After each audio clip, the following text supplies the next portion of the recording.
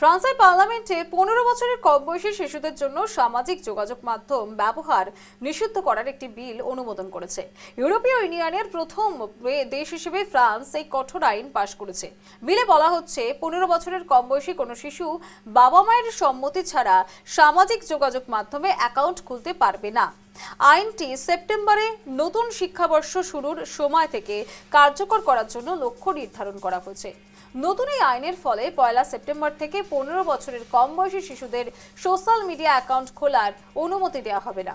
ইতিমধ্যেই খোলা অ্যাকাউন্টগুলো বন্ধ করার জন্য সোশ্যাল মিডিয়া প্ল্যাটফর্মগুলোকে আরও ৪ মাস সময় দেওয়া হবে। এছাড়া প্ল্যাটফর্মগুলোকে ফরাসি গোপনীয়তা বিষয়ক নিয়ন্ত্রক সংস্থার অনুমোদিত বয়স যাচাইকরণ পদ্ধতি ব্যবহার করতে হবে।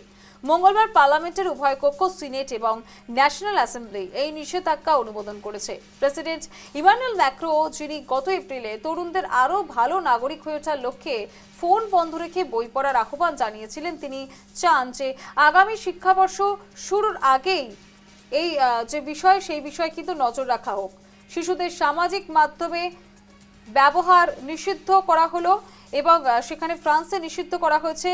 সেখানে শিক্ষাবর্ষ শুরুর আগেই এই আইন কার্যকর করার কথা বলা হয়েছে।